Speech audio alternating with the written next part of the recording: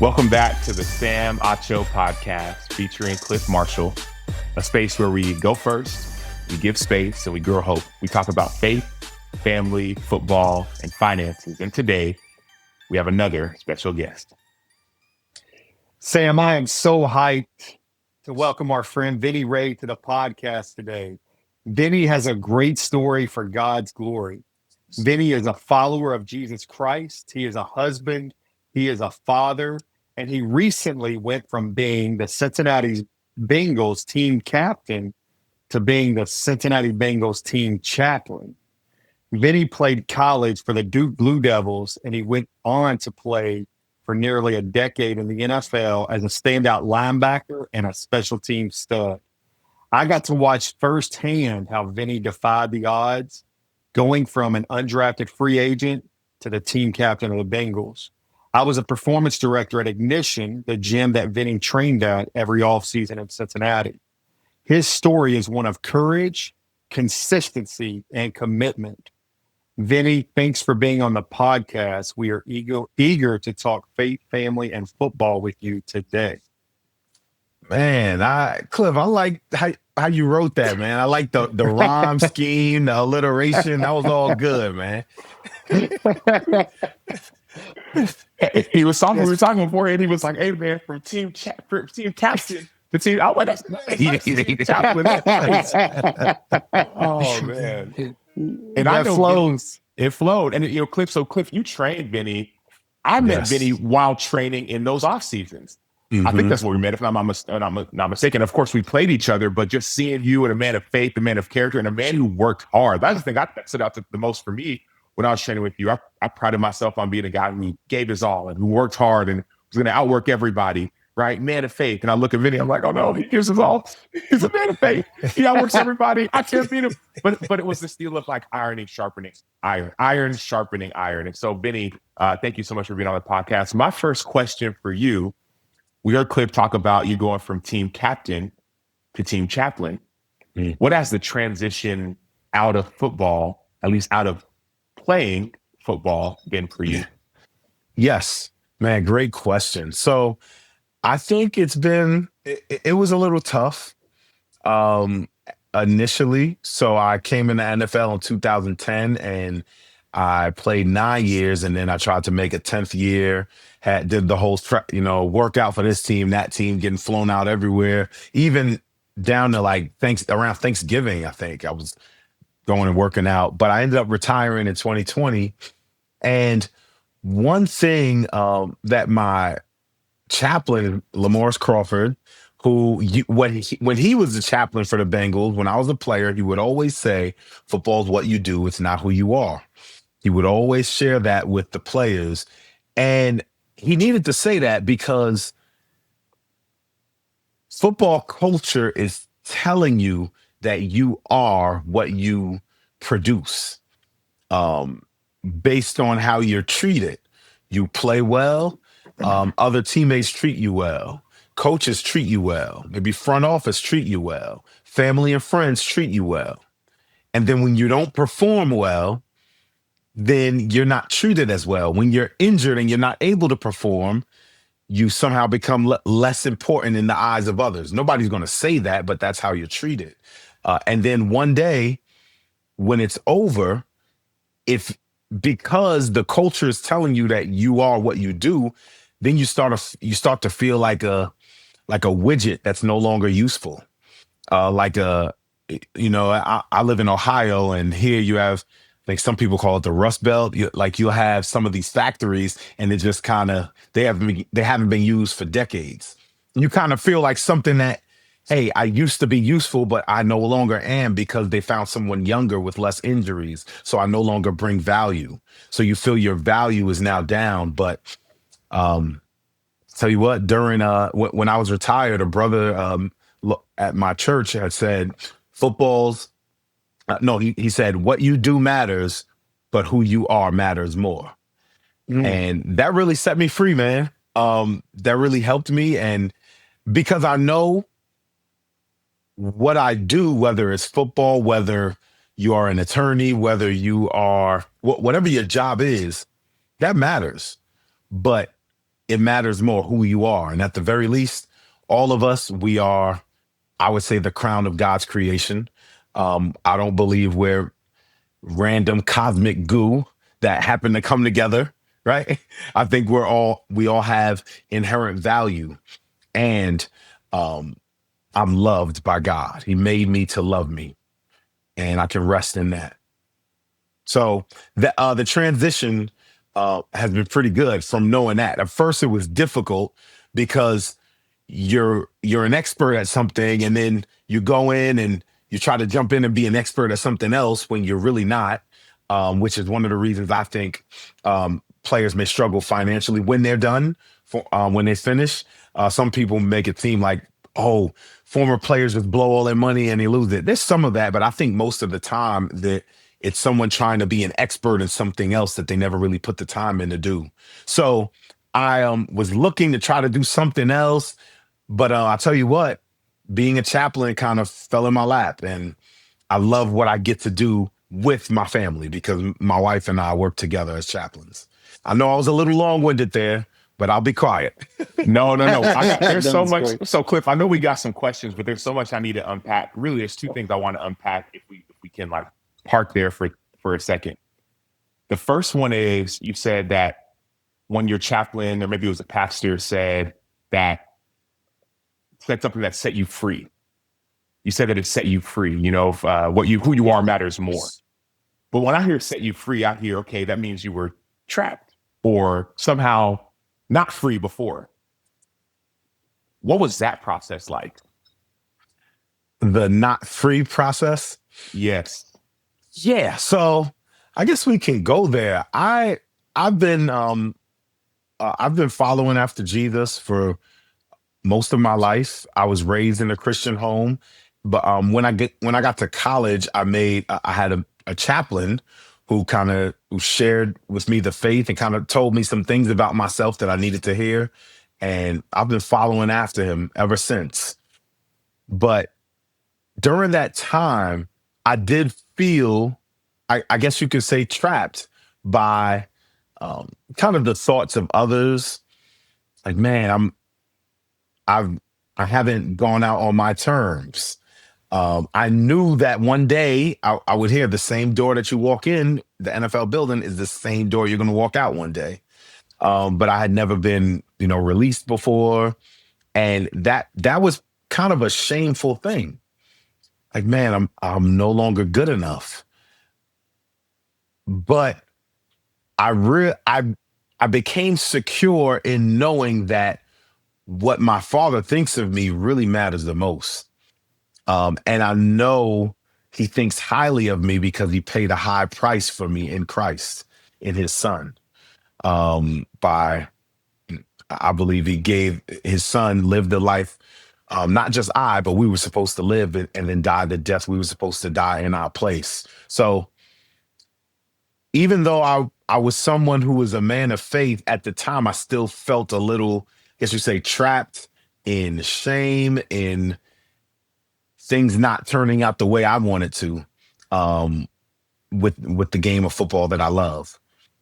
But yeah, that freed me up, reminding me that who I am matters more. And who I am is not something I need to attain. I don't have to work my way up to it, because God already came down, in his son. And, I'm secure. I'm loved. Like, to be loved, that means I don't have to do anything to get it. I just embrace what he does, what he did for me. I don't even have, Clif, could you give some Clif notes real quick? No.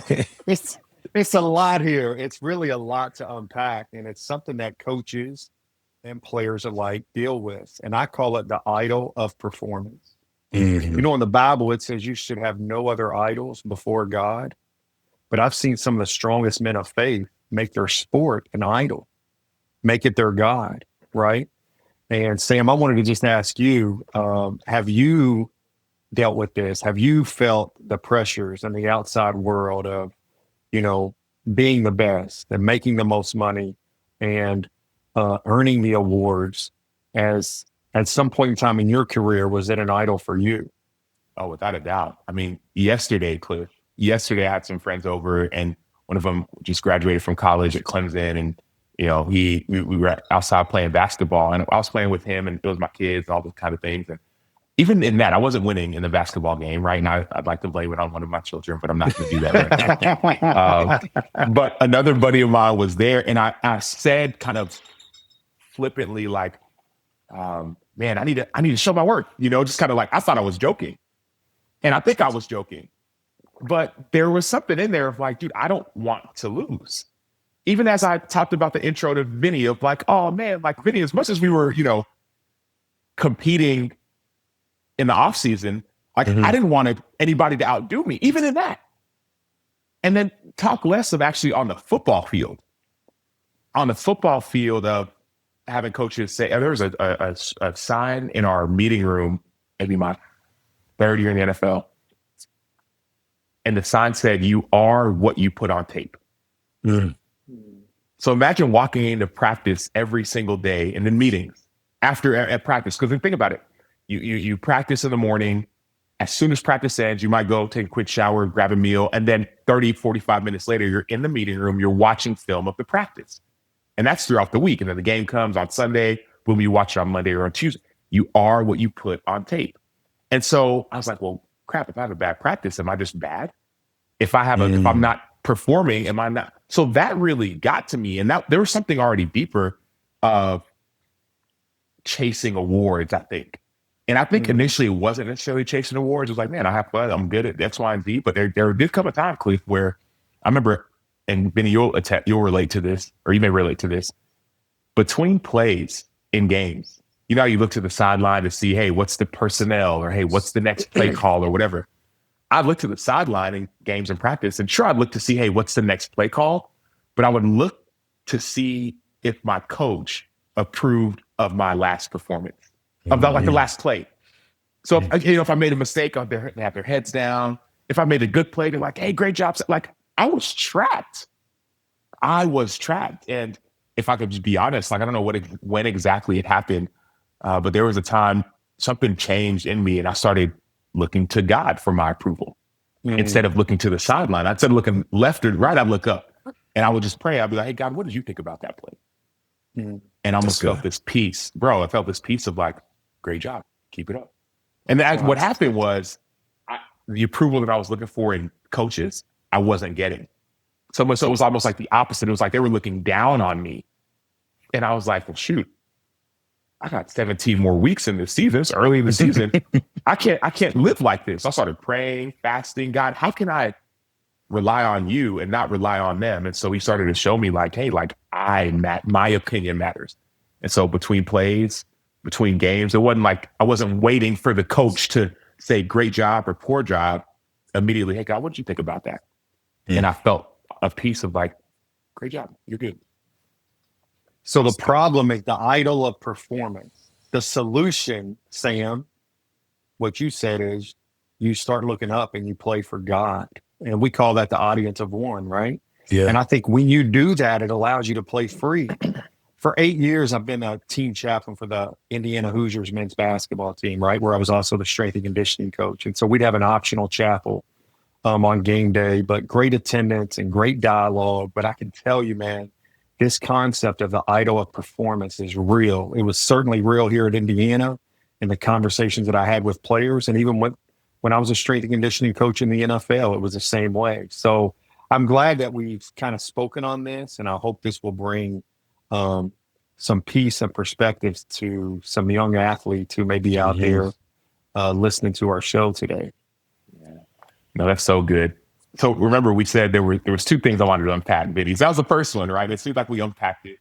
We got out of park. Let's drive a little bit more, and then boom, the next stop sign. You talked about, because on this podcast, we talk about faith, family, football, and finances.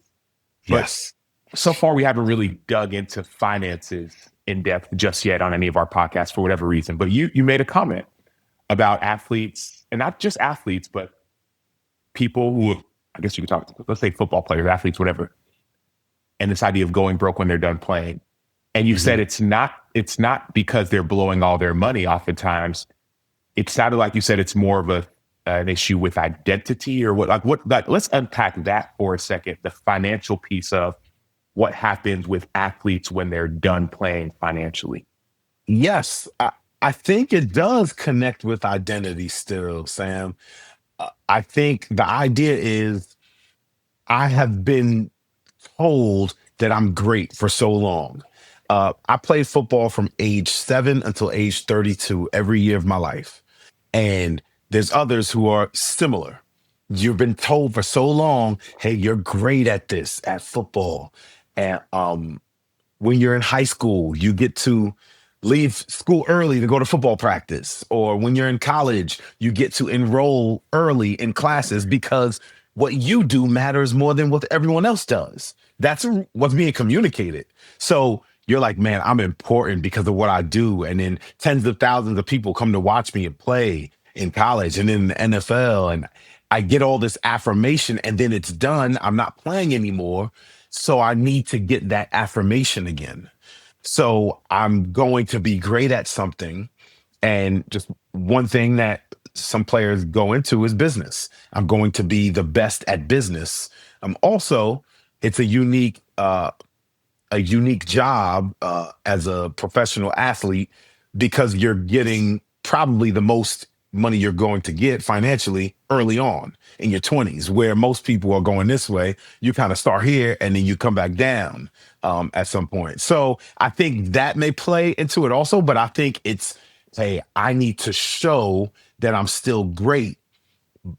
But the problem is I didn't do the work to be great, like in football or my sport. I practiced at this a million times. I practiced running this route or doing this footwork. I practiced a million times doing this, but I didn't practice a million times in this business pursuit.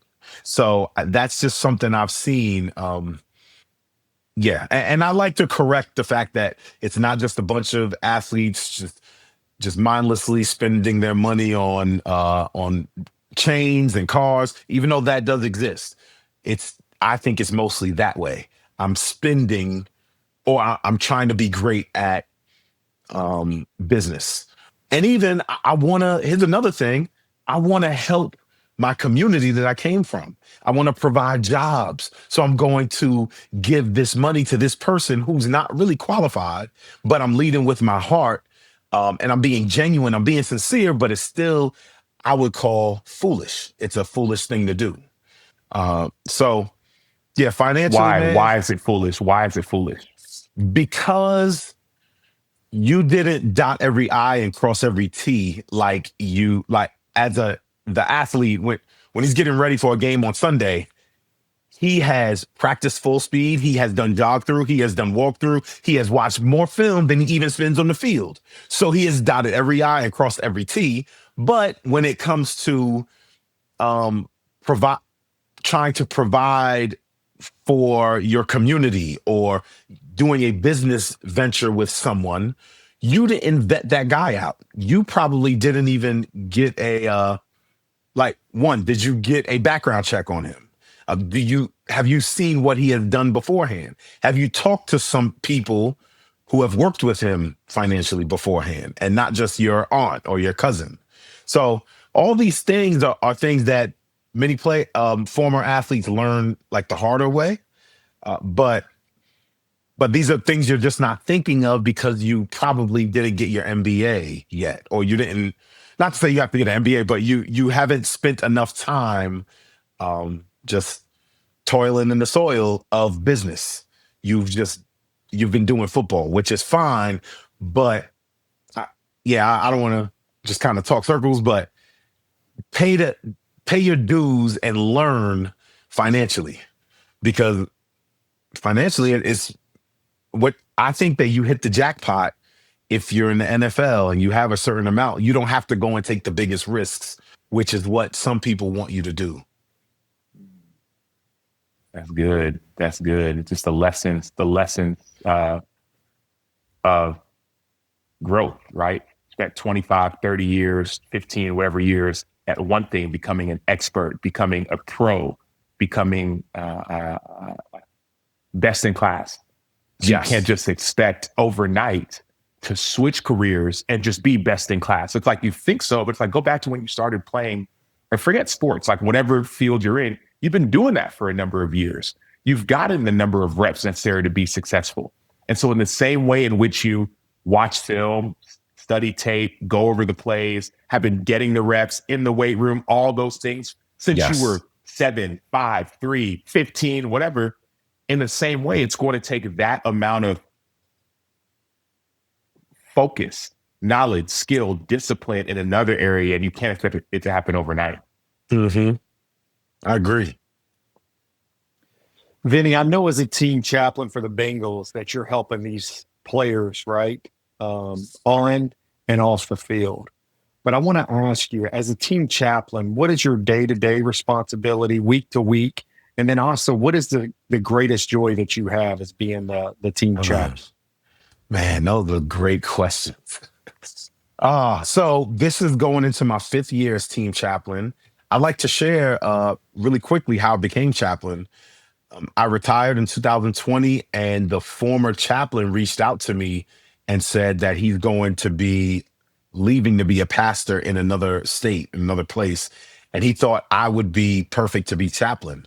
And not just me, but me and Noel together, which Lamorris and Megan, they worked together as our chaplains when we were players. And I was a little hesitant at first because I wasn't someone who led Bible study. I wasn't someone who led chapel. But at the same time, I was involved in whatever he had that he did. Chapel, Bible study. Maybe we went down the street to speak to some high schoolers. Maybe one time we went to the west side here in town and went to a laundromat and were giving out quarters and we're praying with people. Like some guys who maybe Andy Dalton was there. You know, he's giving out quarters, praying with Andrew Whitworth was there. This guy's about 6'7", you know, big guy. We're standing in a laundromat giving out quarters to mostly, it seemed like, older women who were there at the time, and just asking them can we pray with them. So I was involved with all these things that my former chaplain was doing. So the next step was just to do the work of ministry, which I'm still learning, developing as someone who leads Bible study, developing as someone who speaks on behalf of God. What a humbling thing. But yeah, my day-to-day, I'll give you during the season, because right now I'll have a Bible study once a week with the players and with the coaches separately. And then I'm doing a lot of what we call ministry of presence, which I'm just being around. I am in the lunchroom. I am in the locker room, and I'm just mingling. And just by being around, ministry will happen. Players, training staff, people in the lunchroom, coaches, people will come and ask me different questions or just want to start conversations with me. But quickly, I'll share with you during the week, during the season, let's say the game is Sunday. Well, we go to the games because after the game, we get a chance to be around the significant others, the families and friends, and just get to connect with them. And again, ministry of presence, seeing God, what is it that you're already doing? Because we begin with a presupposition that God is already at work. And we want to get in on what God is doing. God, open our eyes. How are you working within this organization? How can we serve? And so that's why we're there on Sundays after the games. Monday, I'll have a Bible study after the team meeting with the players. And then we'll have a time with couples in the evenings, which it may be at a player's house. Usually it's at our house. And my daughters will they are babysitters. So they're junior babysitters. We'll have an older babysitter for the other, an adult babysitter or a teenager. But my kids they're serving also. So we're all doing it together. And then Noelle will have her time with the players' wives, the coaches' wives. Then I'll do a chapel message the night before a game. And but Noelle, she will have, like, just today, she'll have a walk with some women who have children. They'll go walk downtown. They'll go out to lunch, to breakfast. They'll go to the zoo, go to the aquarium, just different things, just connecting, engagement. And every year she has her and some of the other women, they'll throw a baby shower for any woman who's been pregnant. And this past year was 5 women. The year before were 9 women. So Wow. a lot of pregnancies, and a number of them were in the offensive line room. So we were like, man, something's in the water over there. What's going on? So that's what our ministry generally looks like. I've had a chance to baptize maybe 3 players. We've done weddings for them, premarital counseling. And I would say, Cliff, that's probably my greatest joy. The thing I enjoy most, I think, is doing premarital counseling. I just love, I love the idea of a marriage. Like, the Bible says that God's people are the bride of Christ. And I'm married to Christ. We're married to him. And scripture says, even when we're faithless, he remains faithful, so he cannot deny himself. So he's faithful. And I love to see the picture of a husband and wife coming together, becoming one. And, that's a picture of God's love for his bride. Mm. So I think that's my favorite thing in the ministry we do. I got a question, man. I feel like I'm stopping this at every moment.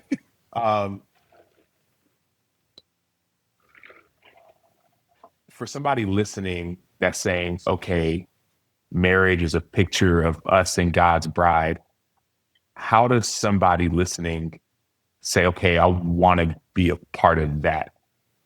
Oh, can you restate that? Yeah. So like, I'm listening. I'm like, okay, marriage. And some people see it as like, well, hey, what about all the divorces? Like, is that a good thing? Is that a bad thing? And then it's like, okay, marriage. Okay. So God's people are married to Christ. Like, what if, and okay, some people are like, okay, what if I want to learn more about that? How do I, like, it sounds good in theory, but how does that actually play out for me? Yeah, that's good. Good question, Sam. So,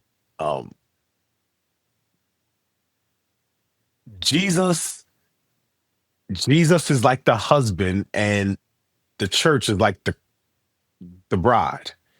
And we, as the church, as God's people, we are his bride, and he's never going to forsake us. He's with us to the end. The Bible calls him the faithful husband. That's why we're secure, because, Sam, I struggle in life. I have my struggles.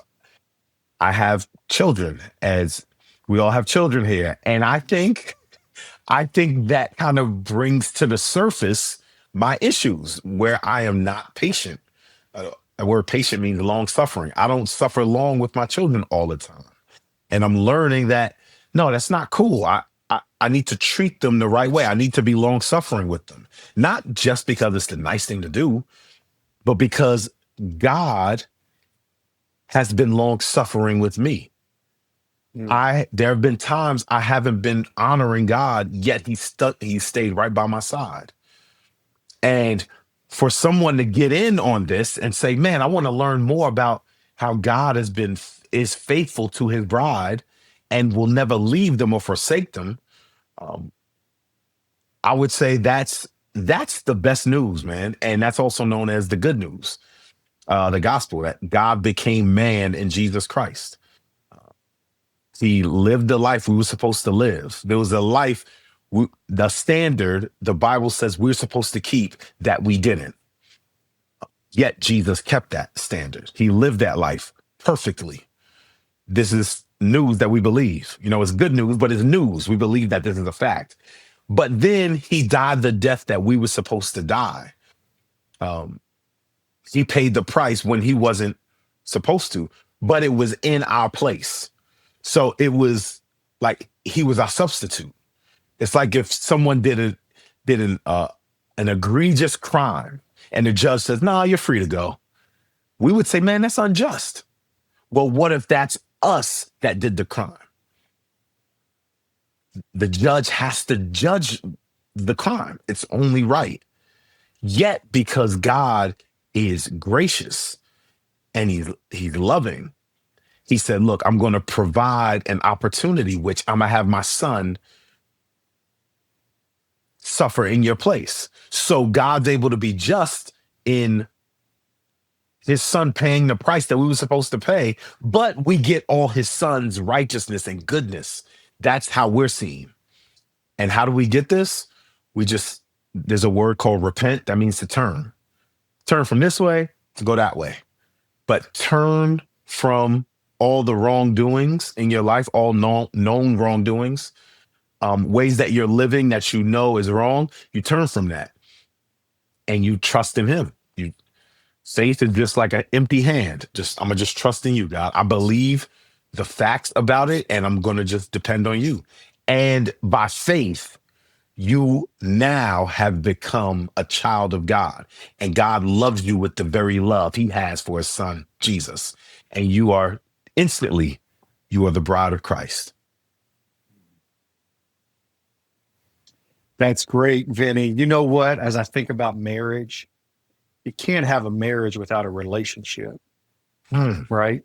That's true. And the relationship that we have with Jesus Christ, our Heavenly Father, is most important, because that's what we're talking about. We ain't talking about religion. Yes. We're talking relationship. And when we have that relationship, as you're describing, with Jesus Christ, that makes, Christ and the bride, the church, make all the more sense. And in order to have a relationship, you also have to have communication.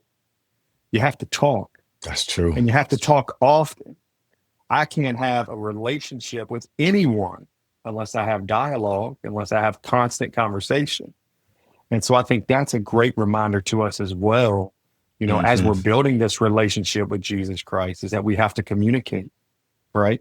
Just talk. Yes. He's always there. He's always listening. And so that's great insight, Vinny, and great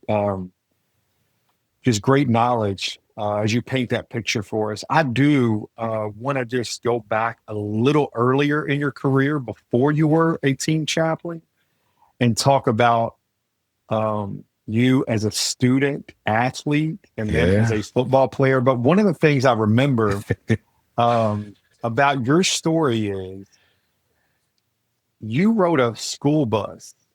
Correct me if I'm wrong, like an hour and a half every day into school when you were living outside of New York City. Is that correct?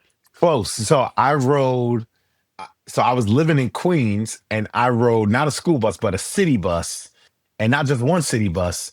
It would be a city bus and 2 trains. It took me 2 hours to get to school every day. I had to walk to the bus or the train stop, took the A train to the J train to the Q31. And it was 2 hours each way for 4 years to get to a school that had a reputable football program, because at the time, New York City didn't have many reputable football programs. Were you going by yourself? Yep, by myself. I guess I remember part of that story because, when 9/11 happened, you talked about seeing that, right, from the bus that you were on. Yes. So this is where I went to school. So it was a Tuesday morning, and I'm at school. School in New York City starts late. So it started, I think, on my birthday, which was September 6th, on a Thursday. Anyway, Tuesday morning, we're in biology class, and I'm sitting in the back. My last name starts with an R. So based on, I'm more in the back, and I remember looking out the window and seeing smoke coming from one of the towers. I saw it, and I didn't think anything of it. You think maybe it's a fire in the window. Now, those towers, they're in Manhattan. They were in Manhattan. I was in Queens, northern Queens. So I'm not too close, but I can still see. But once I got to the next class, it was a global history teacher, and I still remember. We walk in, and he said, "We are under attack." and it sounded like another language because the war on American soil, like, I've never heard of that. And he said, yeah, some planes were flown into the Twin Towers. And after that class, people were basically just leaving school. There was no announcement from the principal or anything. We just didn't know what to do. I didn't have a cell phone, so I went to the payphone. I had a quarter, but I wasn't getting through on the payphone. I think my parents may have had cell phones at the time, but I just remember it didn't take me 2 hours to get home. Tell you that. It took me a lot longer because I couldn't take the trains home because underground they weren't going because they're thinking, hey, about 1 million people travel underground every day in New York City. Maybe terrorists would attack underground. And by the way, my father was a train operator for the A train, and he was underground at the time. So all these things are going through my mind. I don't know where they're at. My parents, I don't know where they're at. My sister, my nephew, but I made it home, and everyone else, one by one, made it home. Wow. What a story. Just incredible, Vinny. I can remember you sharing that when you were playing there with the Bengals and just your story as a whole. That transition now takes you to Duke, right? After high school, you graduate, you go down to North Carolina, you play for the Duke Blue Devils. Yep. And then you come to Cincinnati, Ohio, not to play for the Cincinnati Bengals initially. You come to Cincinnati, Ohio to sign with an NFL agent and then start training at Ignition. And Sam, as you know, if they train with me, I got a picture of them here in my office. But Vinny, I remember you coming into Ignition, and the one thing that stood out to me initially was your wingspan. Yes. So I'm going to say you're probably 6'1", but what do you think your wingspan is? Yeah, I'm 6 foot. I know my wingspan. Do you know it? Okay. I would say it's at least like 6'7", 6'8". Yeah, it's 82 inches, so it's 6'10". So 6'10". So Vinny, I can tell you from spending the last 8 years at Indiana, the biggest measurement, the most important measurement for a basketball player is his height compared to his wingspan. And so, like, what would be considered excellent at the NBA Combine is a +5 wingspan, right? Wow. You have a +10 wingspan.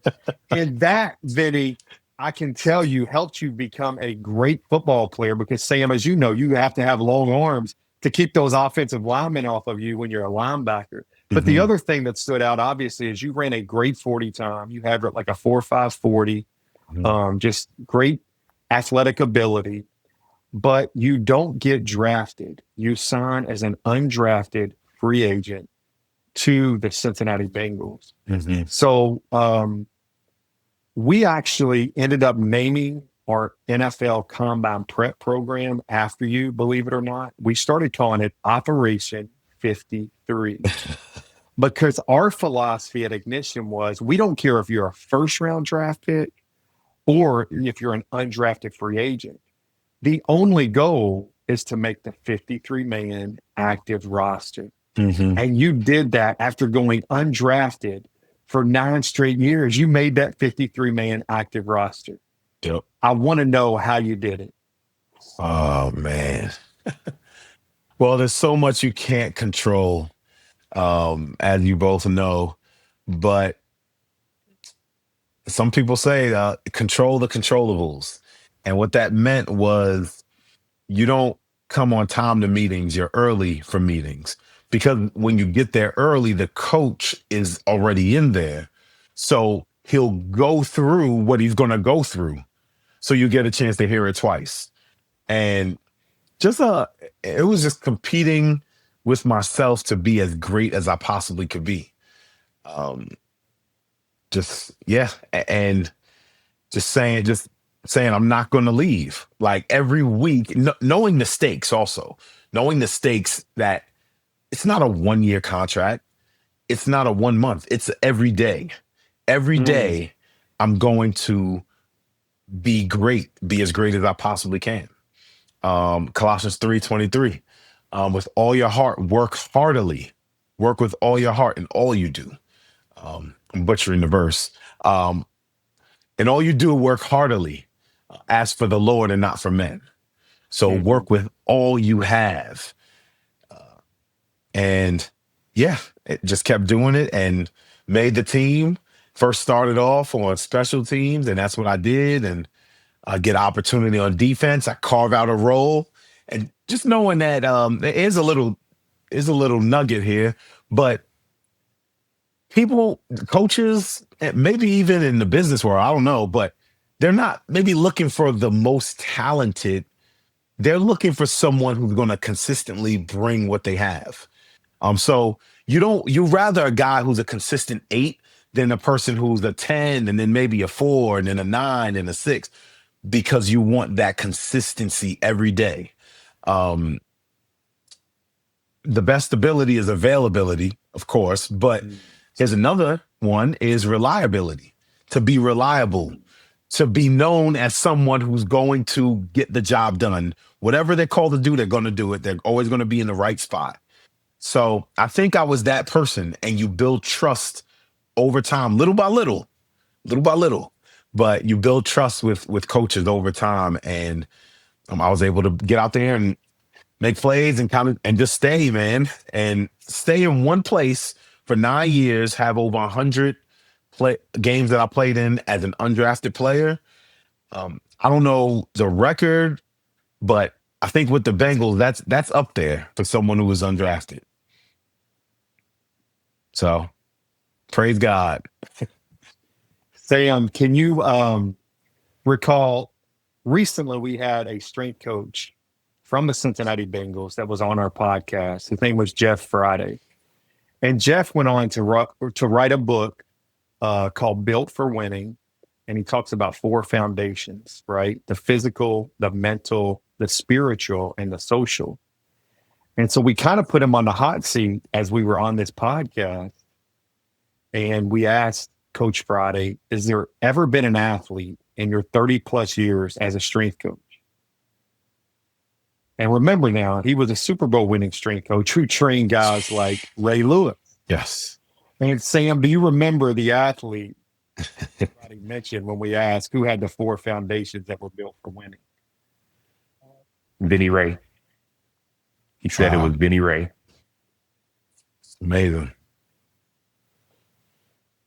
For me, that stood out because I had my thoughts, right? Like I said, he coached Ray Lewis, Ed Reed, Super Bowl, you name it, and I'm thinking, okay, it's probably going to be Ray. Maybe Ed, maybe think about the other guys he coached. And I mean, he didn't know that we knew each other. He may have known that you and I don't even know, but he sat and he thought, said Vincent Rey. Wow. And I think he actually wrote about you and your story in his book. So I guess my question is, for being undrafted, how do you make an impact? How do you make an impact? It's knowing that, that's a tough question. How do you make an impact? Doing the little things, being great at the little things. Man, I got a great nugget. It was gold from when I was in college. I was trying to get in the NFL, and I had a chance to go to what's called a local workout. I'm from New York, so they let me go to a workout with the New York Giants. But before we worked out, and it was mostly guys who were going to be undrafted and like myself, but there was a guy who spoke with us who works for the organization, New York Giants, and he said most players don't realize that they're already competing before they get on the field.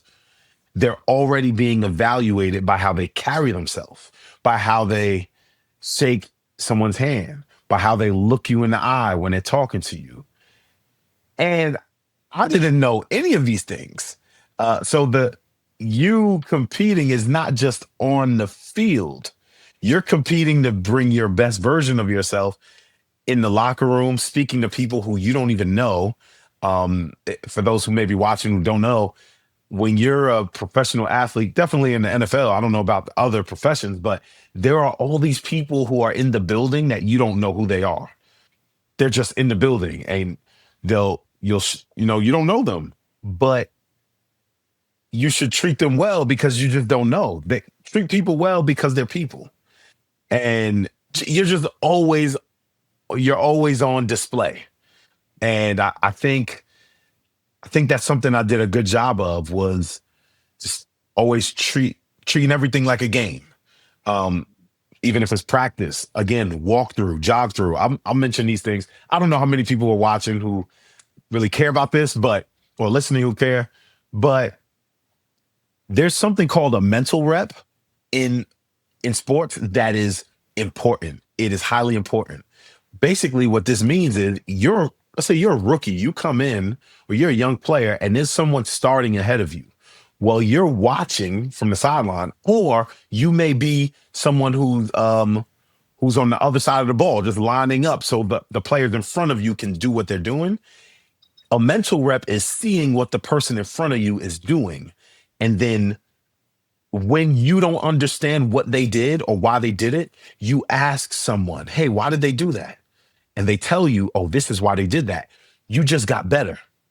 So it's constantly competing to pursue excellence, to be great within yourself.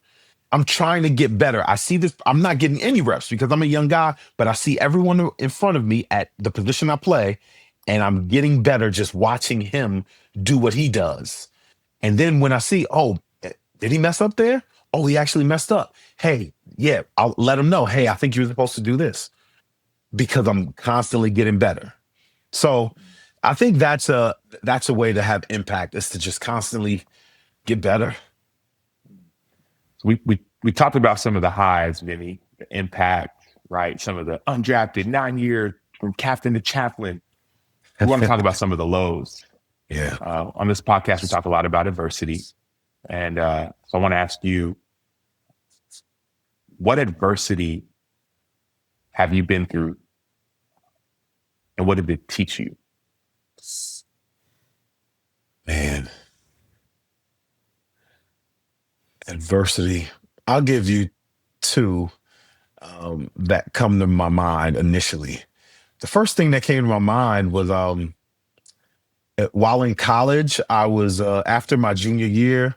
At the time, Duke was not a powerhouse at all. My first 2 years, we went 1-23. So we were losing all the time. We were not that good. But going into my senior year, I was someone who played well on the field. I had been elected as a captain as a junior. So I was probably going to be elected as a captain as a senior. People thought well of me. Everyone would say I'm a nice guy. I went to church. I went to Bible study. But then a chaplain came in January of 2009 of my junior year. And I remember, I mentioned him briefly earlier, but I remember him telling me things about myself that I didn't like, just from observing how I lived. And he called me out on things that other people wouldn't. And I'll just share this with you. I don't remember much of anything that he taught me scripturally, but this is what he showed me. He goes, he showed me 3 pictures, right? And he said, this is a picture of a Christian. This is a picture of a non-Christian. And this is the picture of a carnal Christian. Now, the second picture and the third picture looked identical. So what he was saying was, he told me the carnal Christian says they're the Christian, but they look exactly like the non-Christian to the world. And he said, this is who you are. You're the carnal Christian right now. And I would say that was, maybe adversity isn't the right word, but that was my moment where I was at a fork in the road. I could have said, man, I don't know you like that. You don't have to talk to me like that. I don't have to meet with you. I don't want to hear what you have to say, but I'm thankful I was able to sit down and listen to him, because that was a game-changing moment in my life, to be able to listen to wisdom from him. And I believe I've been growing ever since. So that was the first thing that came to my mind. But the second thing was, in my 9th year, I had an ankle injury that I would rehab every week. It was a battle to get it healthy enough to play. And then after I play, like I'm back hurting again. And I played that entire season that way. And looking back, maybe I shouldn't have played, maybe I should have sat out. But that was a hard time. I hadn't dealt with an injury in that kind of way before, where it was always affecting me. And it was hard. My wife reminded me not too long ago. She said, "Yeah, I remember one day you said, 'Hey, I don't want to wake up in the morning. I just want to sleep. I don't want to get out of bed because I don't want to deal with this pain that I'm dealing with.'" Mm. So that was some adversity there. And that was my last year playing football. So, What did it teach you? well, it taught me that I talked with Noelle, my wife, about this. Why did that happen? I don't know. I don't know why it happened. And it taught me that it's okay to not know. I don't fully know why. I know the following year I had workouts at other places and I was healthy, but I never got signed. And I don't know why. And I had some other bad breaks during that time. And I don't know why that happened, but God be praised. Like, I know that it's all right because he's got me. And yeah, so I don't really know what I learned there, except that I don't have to know everything. Really good stuff, Vinny. I did want to ask you quickly. We talked Proverbs 27:17 on here. As iron sharpens iron, so one man sharpens another. I can remember a point in time at Ignition where even Sam was there, right? You were there. The defensive player of the year in the NFL, Luke Kuechly, was there, who also plays the same position as you. What was it like training next to Luke? And then how do you feel like that made you better? Yes. So I was just having this conversation not too long ago, but I think Luke Kuechly was he played 8 years. So if not for that, I think he would no question be, in my opinion, the best middle linebacker ever. That's my opinion. But he's still up there. He's ranked to me. He's a Hall of Famer in my book. The man was he won the NFL rookie MVP. Then he wins defensive MVP the next year. But training with him, Luke is very smart. Everyone knows he's very smart. Luke is actually very athletic. I don't know if, people don't assume that he's not, but he is very athletic. He's strong. But Luke Kuechly, if we ran 100 half gassers, we ran half gassers afterward. Like we do some Right. sort of running. If we ran 100 of them, he won 100. There were corners, there were smaller guys, there were people faster than him, but Luke refused to lose. And that showed me to be great at something, you just refuse to lose. You just compete with yourself to be as great as you can every time. Like it's the athleticism may get you to the door, but the desire will keep you there. Like his desire to just keep winning, that shocked me. Like here's a MVP, like he's here training with us, yet it's May or April, whenever it was, and he's competing at that level. Um, it really shocked me. And what he was eating, it wasn't something that I would want to eat. I was like, what is that, man? Like it did not look good, but he paid a price that I was not willing to pay.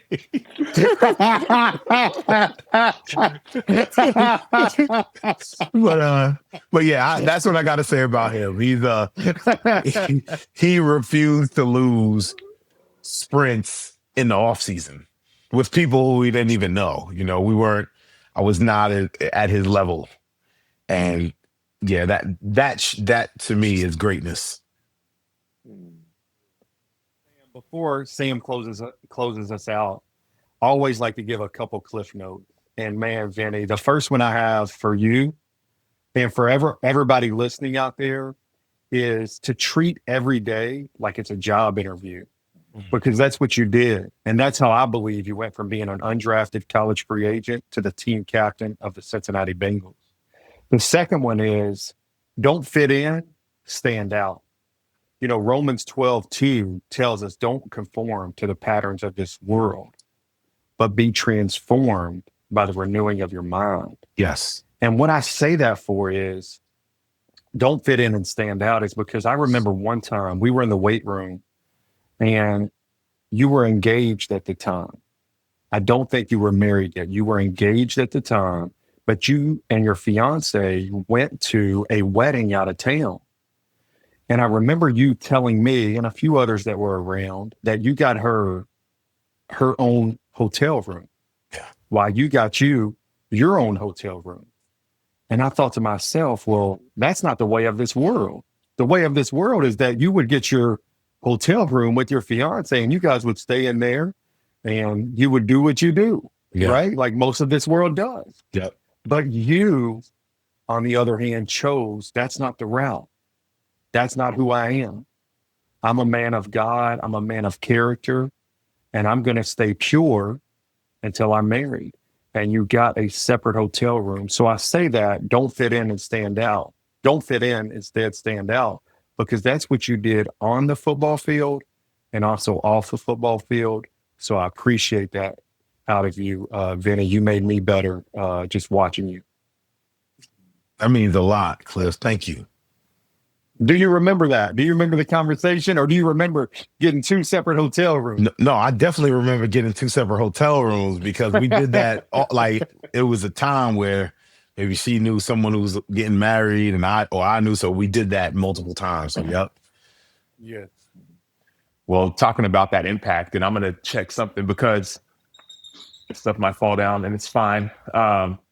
Talked about as iron sharpens iron, so does one man sharpen another. This is one of the ignition deals from when I trained, but the year before, I don't have it. Clif may have it, which I think you trained in 2020, if I'm not mistaken. Sorry, 2010, excuse me. Yep. And even whether at ignition or even just watching you sharpened me, right? Like I don't have the deal, but it was like on that shirt, it says, guys who train with Clif, it said Proverbs 27:17. As iron sharpens iron, so does one man sharpen another. And we hear verses, read verses, talk about verses. But as I'm listening to this podcast, Vinny, and looking at you, I'm looking at iron. I'm looking at, you sharpened me from in the off-season training for the few weeks we got a chance to train against each other or with each other. Like most people I wouldn't feel like they sharpen. I mean, they might sharpen me from a running. You sharpen me spiritually, physically, mentally, emotionally. You sharpen me, right? Fast forward, right? We're going to PAO, some of these conferences. I see you. You're sharpening me. And even listening to you, it's like, yes, I'm doing ministry with my family, right? You've talked about Noel multiple times. We haven't even gotten there yet, right? You've talked about doing ministry with your children multiple times. Right. I'm a father. I have 4 kids, right? You have 4 kids, right? I'm trying to figure out how do I do. And so it's like as iron sharpens, it's almost like as iron sharpens iron, so does Vinny sharpen Sam, Cliff, like you name it. And I'm just saying that for me. And I haven't seen it until just now. It hasn't permeated to my heart and imprint, but it's an imprint, bro. Like I see like a sword, but most like an axe. Like you sharpen me, bro. And very few people can do that. Like I said, physically, sure, I'm gonna train with this person. Spiritually, sure, I'm gonna go and study with her. But physically, mentally, spiritually, emotionally, you sharpen me. And so, really, I just say all that to say, thank you for being an axe. Thank you for being a vessel. You earlier. You said, I'm honored that I get a chance to be God's voice. Like you're also doing his work. You are living out Proverbs 27:17. And so I just want to say thank you. That is a huge encouragement, Sam. I like that, man. Wow. Thank you. So, Vinny, there was a point that you wanted to make about the finance piece. We talk about faith, family, football, and finance. We haven't dug into it yet, but I'd love to hear more about what you want Yes. to share. This was a thought just with athletes now, guys who are currently playing, like with the Bengals, or maybe some other athletes I know who are either in college or coming out of college, whom I've had a chance to speak with. I try to let them know this one question: what's your number? Like, that was something that somebody told me. Like, what's your number? What is specifically, what's the number that you need to live off of every year? And someone told me that this after, like, about when I retired, and I think is just a good point, because again, everybody's going for the gusto, wants to be great. If you're playing in the NFL, you're playing professional sports, you were once great. You were great playing. It doesn't matter if you're at the bottom of the 53-man roster. You are great. That's why you're in the league. That's why they want you. So you want to go and be great somewhere else. But remember, what's your number? Maybe you spend, I don't know, $10,000 a month. Maybe that's what you spend with all your bills and everything. That's $120,000 a year.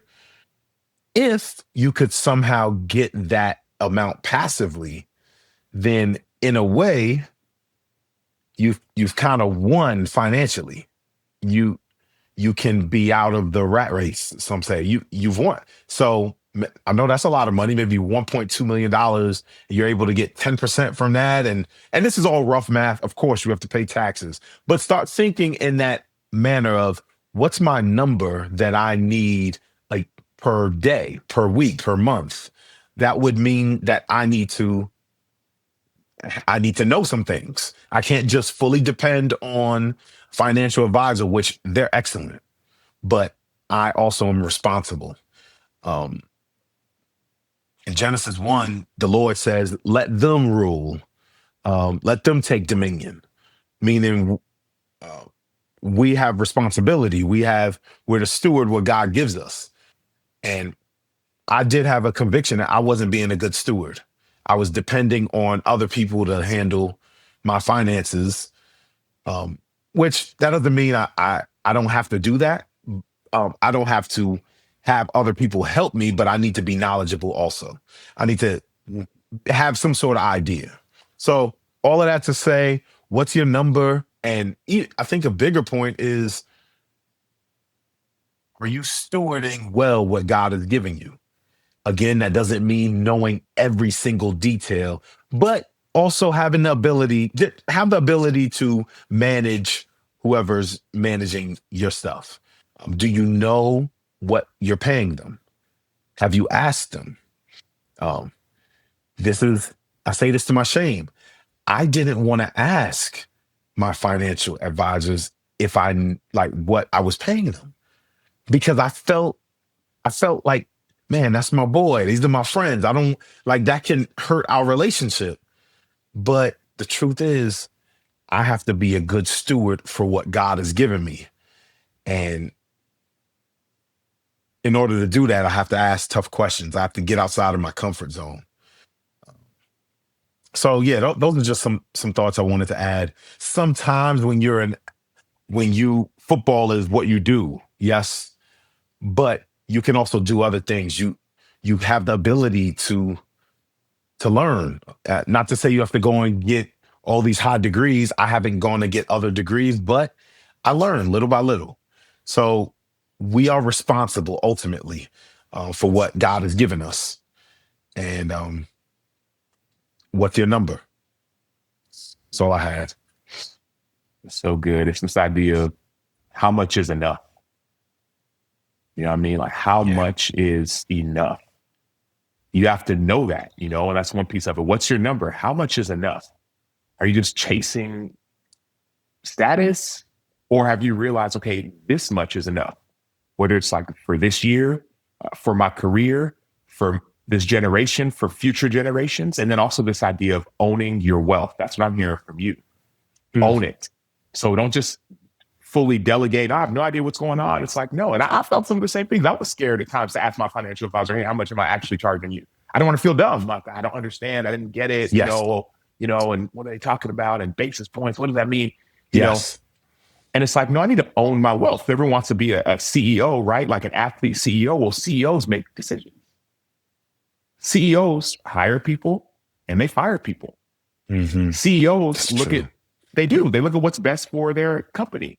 They see it as a business relationship. You could still be friends with somebody, but not have a business relationship. And so this idea of like stewarding your wealth, like that's something I'm committing my life to. It's like, okay, man, football, ESPN, I enjoyed all that stuff, but it's like, man, like athletes don't have the game plan financially. You got the game plan of football. A lot of us got the game plan for our faith. Some of us have the game plan for our families, but financially, so we're not stewarding it well. Yes. So it's like owning your wealth. What's your number? How much is enough? Not being afraid to ask hard questions. Questions that someone who you're paying to do a job should be able to answer. Right? They work for you. You don't work for them. And we have to almost reframe our minds to realize, no, you work for me and I'm paying you to do a job. And if you're not doing it up to par, then changes may need to be made. And that's okay. And Sam, I think part of someone doing their job is explaining it to you in a way you can understand. Because if I am hiring you, yet you have more intelligence than me in this area, you're more knowledgeable. I still would like you to explain it to me in a way I can understand, because I am managing this. I own this, right? So, and I say that because for years, when I would hear some advisors talk to me and above my head, and I just didn't understand, I felt, well, that's not my thing. I do the football thing. I can do more than that. I'm a human being. I can learn. I can grow. But I can also hold someone accountable. But yeah, that's what I wanted to mention. And even to your point, like just the language, a lot of that's intentional. Like speaking in language that it's like sounds like it's over our head. So it's like, oh, okay, well, I'm just not in it. I'm just gonna like let it go. It's like, no, actually, no. Can you educate me? Yeah. Can you teach me? And if you're not able to educate it to me, it's like, are you doing that on purpose? So I just kind of get lost in the sauce. You know what I mean? Or you know what I mean? Like, educate me, help me understand. I went to a venture capital deal conference a few months ago, not even months, weeks. And I went with the group I work with and my team. And essentially, I was so glad to be there because my team was like, hey, Sam, we're going to educate you on how this world works. But as I was there was a lot that I was like, man, okay, what are they actually saying? Right. And what is this new language? It almost was intimidating. Like, oh, man, like, how am I supposed to know what all these things mean? I can read about it in the book and study it. But now they're saying, it's like when you try to learn Spanish and it's like, OK, you learn how it is in the book, but then you go to Spain or Mexico and it's like they're using slang, and it's like, and after a while, God made it clear. It's like they're not smarter than you. They're just speaking a different language. Learn the language. And also it didn't happen overnight. Like just like I've been playing football last 15 plus years. These people have been in the business of whether it's venture capital or investments or whatever for a long time. So learn the language, right? That's one way to be a good steward of your wealth, to own your wealth, is to learn the language, and then have the people who are around you, have them teach you. And if they're not willing to teach you, then I would say either go learn yourself or go find somebody who will. Yes. Yeah. That is good. That's good. Well, Vinny, I appreciate you, man. Thank you again. And so honored to reconnect and excited to connect again. Yeah, this has been great. Love what y'all have going on. Still got to listen to Coach Fridays and listen to the others that you have. So yeah, I'm happy. I'm happy for y'all. I'm happy to be a part. Definitely. Well, with that, we'll sign off for the Sam Macho podcast. Go to sammacho.com to learn more. See y'all next time.